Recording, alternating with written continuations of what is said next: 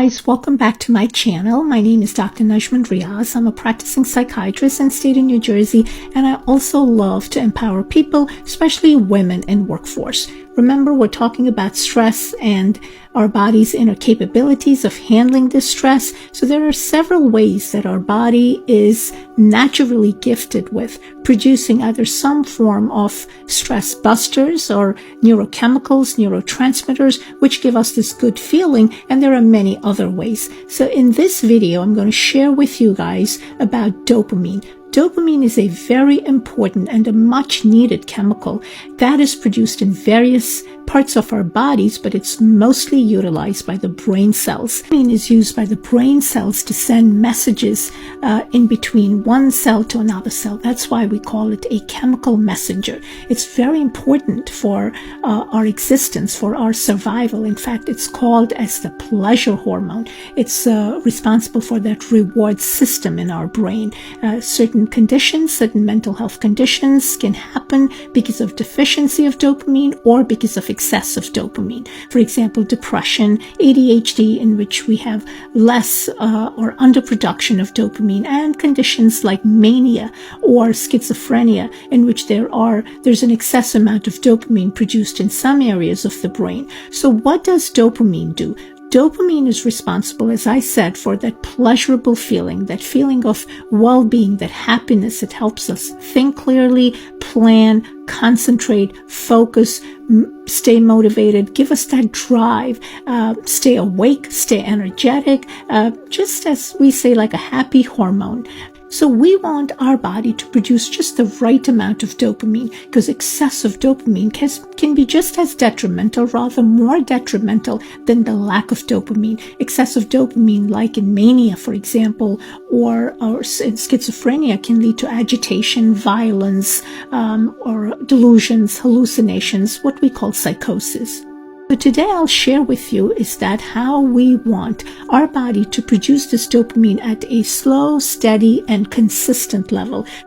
All right, firstly, let's focus on our diet. It's been found that foods which are rich in protein helps our body to maintain that good amounts of dopamine.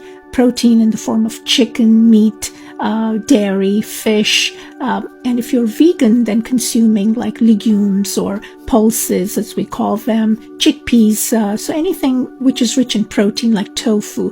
For production of dopamine, your body also needs certain nutrients like niacin, iron, certain vitamin B complexes, so consuming a multivitamin a day can also help your body to maintain those sustained levels of dopamine. Consuming fatty foods or foods which are rich in saturated fats have been found to interrupt the signaling of the dopamine. So therefore, we should keep them minimal and consume more of a polyunsaturated fatty acids, for example, omega fatty acids or olive oil. Secondly, probiotics. We call gut as our second brain, and that's because they have found that the cells inside our gut are responsible for production of dopamine. So when we consume probiotics, it can help us generate those healthy dopamine. And thirdly, exercise. Consistent exercise for at least a period of more than 30 minutes a day have been shown to increase the levels of dopamine in our brain by at least more than 10 or 20%. Sleep is another very important factor.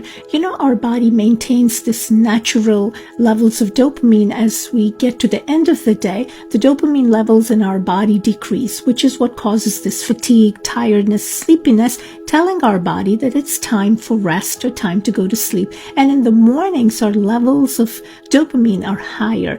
If unfortunately this rhythm gets disrupted by we staying awake during the night, with that can interrupt the normal production of dopamine. So again, getting a good night's rest is very important.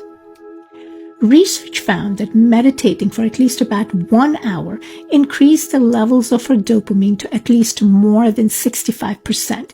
Listening to music, which really you enjoy. In fact, research showed that if we listen to music, which gives us that warm feeling, those goosebumps, have again been associated with increase in the levels of dopamine to at least more than 6%, which means a lot.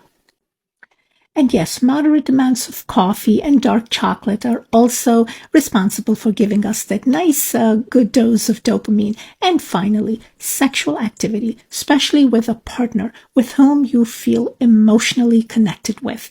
That also helps us to release this good levels of dopamine.